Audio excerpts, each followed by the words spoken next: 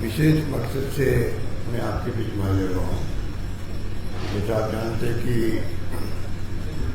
जो हालात देश में बन गए हैं उसमें लगता है कि इस देश किस दिशा में जा रहा है और किस दिशा में जाएगा कोई नहीं जानता है। अगर ये हृदय रहता कांग्रेस का तो शायद ना तो मोदी ने प्रधानमंत्री बन पाते ना दूसरे के काम करता। अब पूरी तरह राजनीति चल रही है जैसे कोई दुश्मन हो, नेता विपक्षी पार्टी दुश्मन हो कुछ रूप में व्यवहार और एक के बाद एक इनकम टैक्स हो या सीबीआई हो, ईडी हो, उसका दुरुपयोग हो।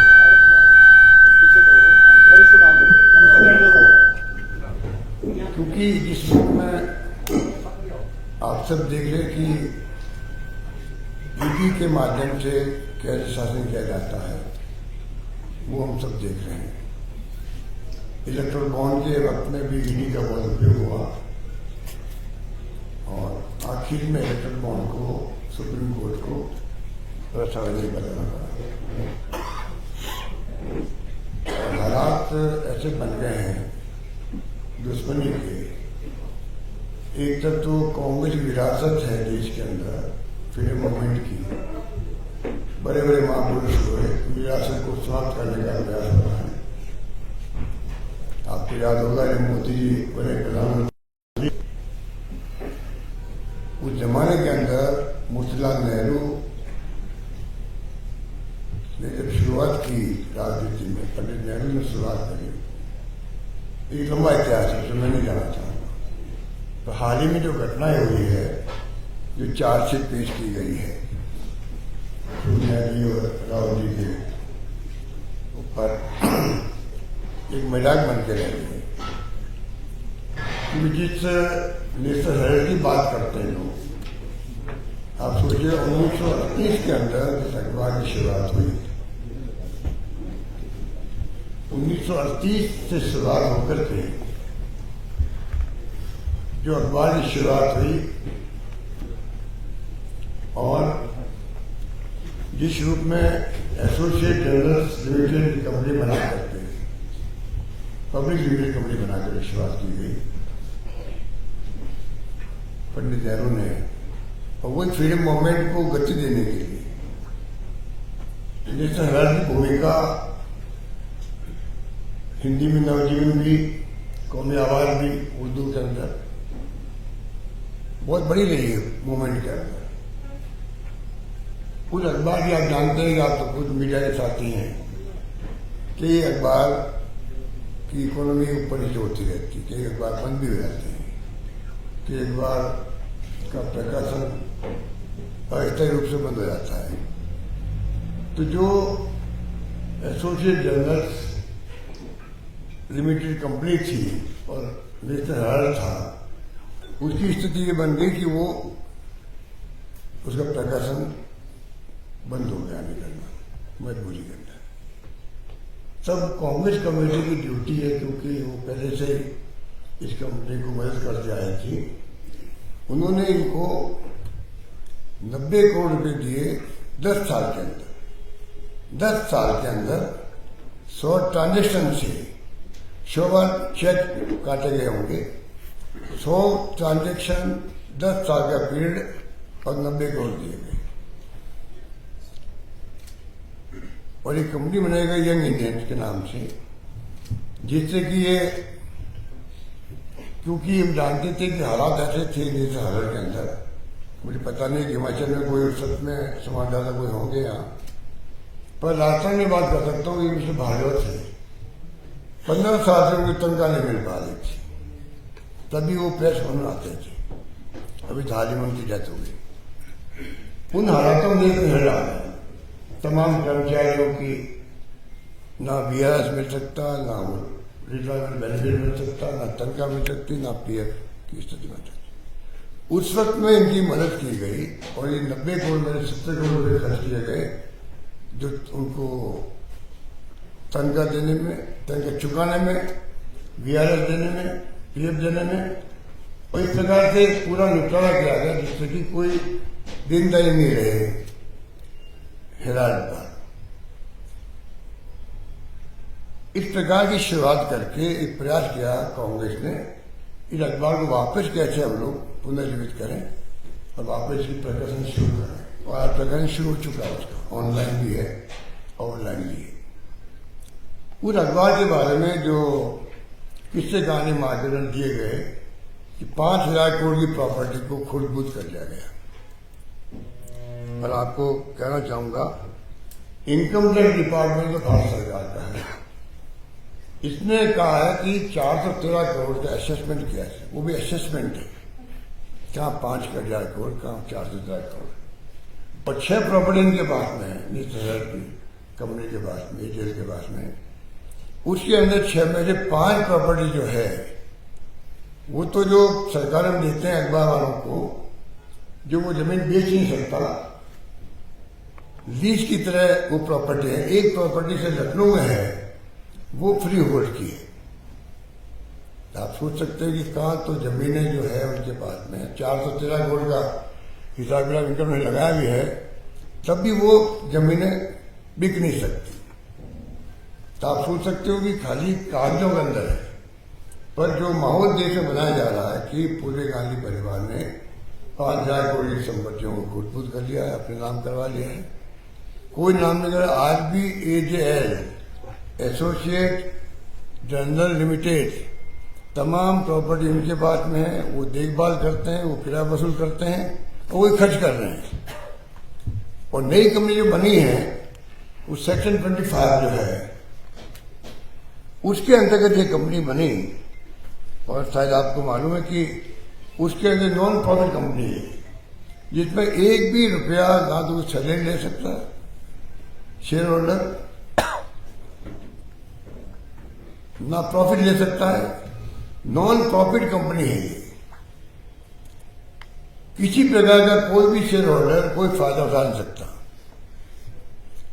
और अभी तक किसी ने फायदा उठाया भी नहीं, तब भी माहौल बन गया जैसे कि पता नहीं कंपनी बना के शेयर ले लिए गए और बेनिफिट ले रहे होंगे। किसी ने आज तक बेनिफिट नहीं दिया। तो मैं आपको कहना चाहूंगा कि इनकी जो हरकतें हो रही है, मुझे आश्चर्य हो रहा है। इनको मालूम है कि सेक्शन 1 जो है अमेंडमेंट हुआ ये एक्ट जो आपका कंपनी एक्ट 2013 के अंदर, उसमें सेक्शन 1 है और 1956 के अंदर जो एक्ट बना था उस सेक्शन 25। इनको मालूम है सरकार को इसके अंदर जो कंपनी रजिस्टर होती है उसमें कोई तरह का बेनिफिट किसी को नहीं मिलता, नॉन प्रॉफिट कंपनी। तो दुर्भाग्य की बात है कि जो माहौल बना दिया जाता है पूरा, आप देखते हैं कि मीडिया में जिस प्रकार से इसको आगे बढ़ाया गया और ऐसा माहौल बना दिया गया कि पता नहीं क्या क्या हो रहा है। मिस्टर सुब्रमण्यम स्वामी जो है जिसने केस रजिस्टर कराया था वो तो पीछे हट गए उस केस के अंदर।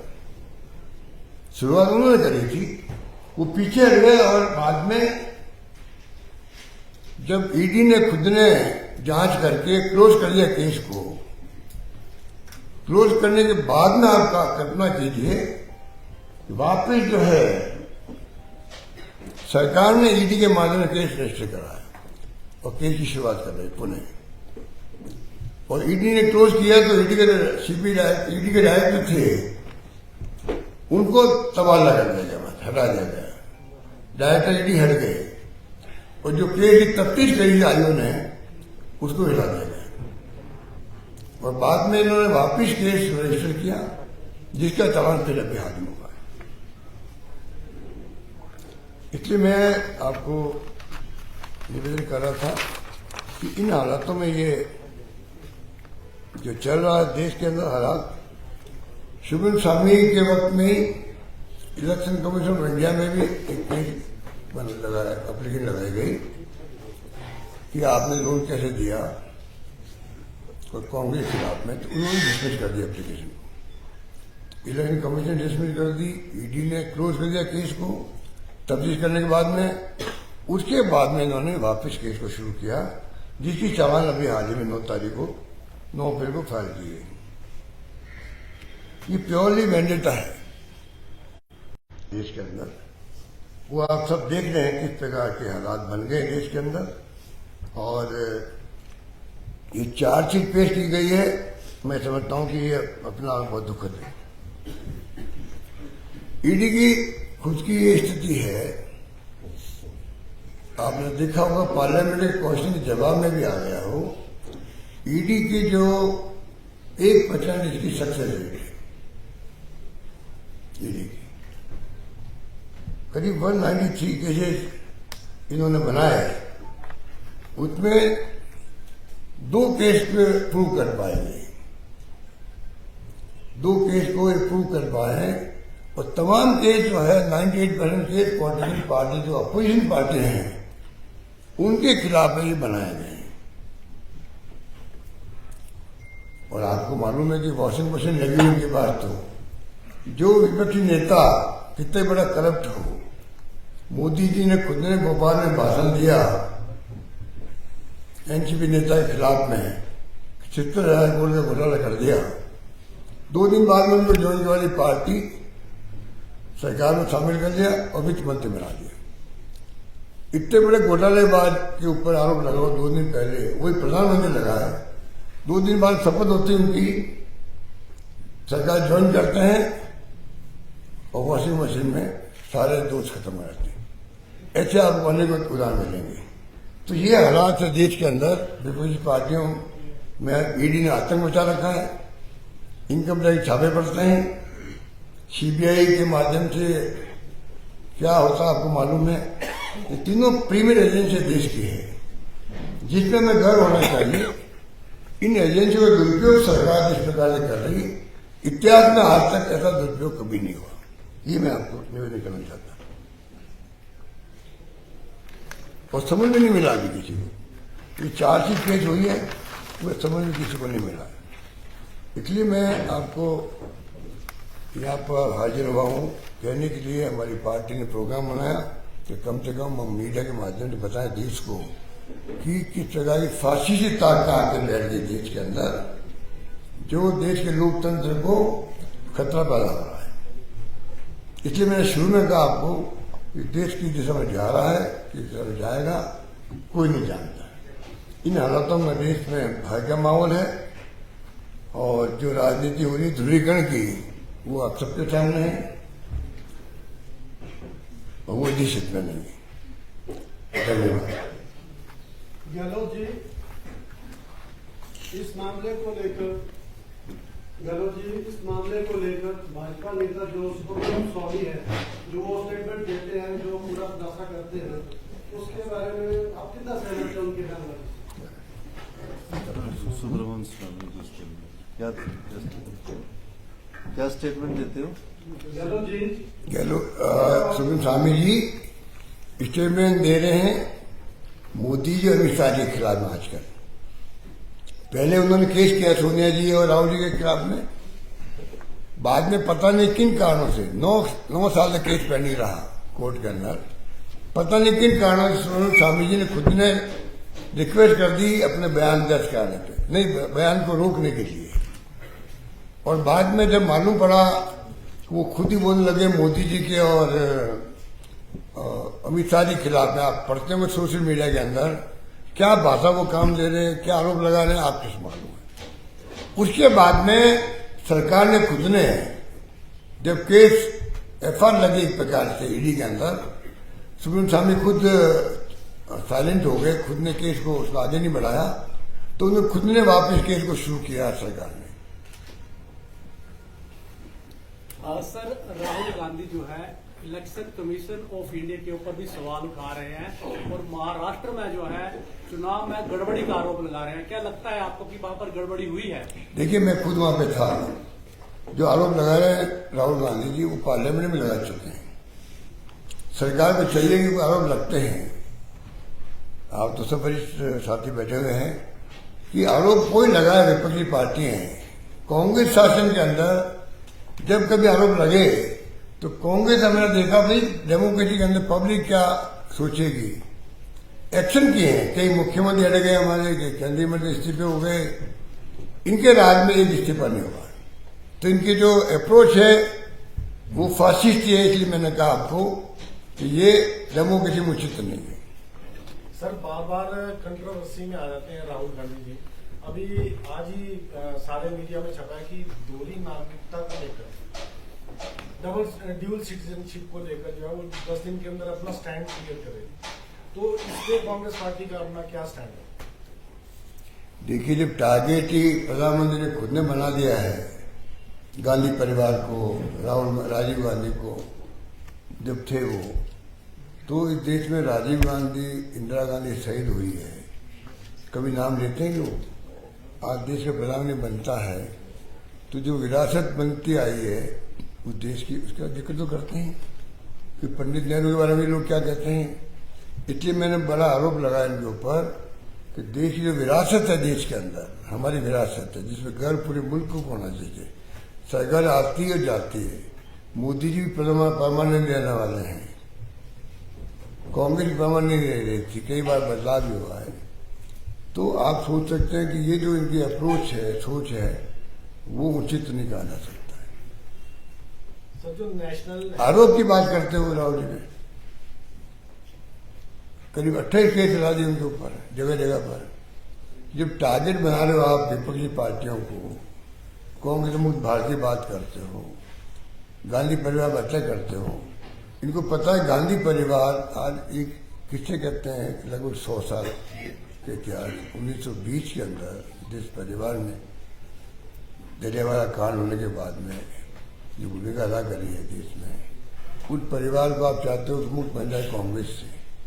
ये गर्व होना चाहिए देशवासियों में, आज भी हर घर में, हर गांव में गांधी परिवार की क्यों उनकी क्रेडिबिलिटी है उनकी, क्यों उनके में विश्वास लोगों का है कि कांग्रेस पार्टी आज जो है उनका केंद्र बिंदु गांधी परिवार क्यों है। रिश्ते तो इस पर होने चाहिए। एक परिवार लगातार 35 साल से कोई पद पे नहीं है, गांधी परिवार का व्यक्ति कोई, राजीव गांधी के बाद में कोई पद स्वीकार नहीं किया, बिना पद के वो आज राजनीति में कांग्रेस के अध्यक्ष के रूप में काम भी किया पहले। और ये कोई कम बात है, 35 साल से 70 से बाहर है। डॉक्टर मनमोहन सिंह वक्त में उनको ऑफर किया गया प्रधानमंत्री से राहुल गांधी को, उन्होंने विद ह्यूमिलिटी स्वीकार नहीं किया। इसको क्या कहें, सोनिया गांधी जी बन रही थी प्रधानमंत्री, डॉक्टर मनमोहन सिंह जी को बना दिया प्रधानमंत्री, क्या इनके जहन में बात नहीं है? पर जिस प्रकार के इन्होंने माहौल बना दिया है, बनाना चाहते हैं टारगेट करके, वो उचित नहीं है। सर बीजेपी एमपी हैं Bansuri Swaraj, she came to attend carrying a bag जिसमें लिखा है माइक ले लो, नेशनल हेराल्ड की लूट, माइक ले लो, माइक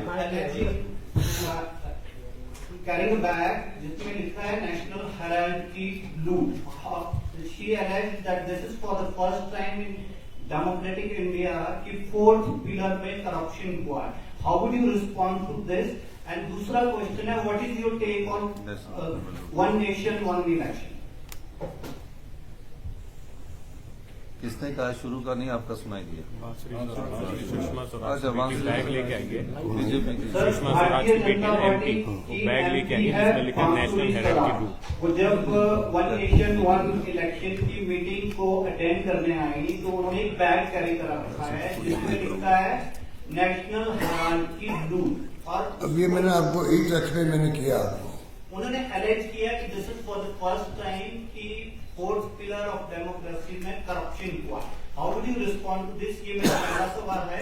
मैंने आपको कहा ना कि जो मैंने पूरी हिस्ट्री बताई आपको कि एक नेशनल हेल्थ और कंपनी जो एजेल है 1938 में स्थापित हुई, भूमिका थी फ्रीडम मूवमेंट के अंदर, नेशनल हेराल्ड की भी भूमिका थी। और हमारे तो संविधान में लिखा हुआ है कि जो विरासत है देश की, हर नागरिक का कर्तव्य रहेगा कि रक्षा करे। तो आज जब मैंने कहा आपको नई कंपनी बना करके जिस प्रकार से इसकी शुरुआत वापस अखबार की हुई है, और उसके बाद में ये बैग लेके आना, ये तो चीप पब्लिसिटी है, कुछ नहीं है। And what is your take on one nation election one election ये तो जेपीसी चल रही है। ये पार्टी हाईकमान जो है वो उसमें चर्चा होती है, उसमें अलग से। Thank you. Thank you very much.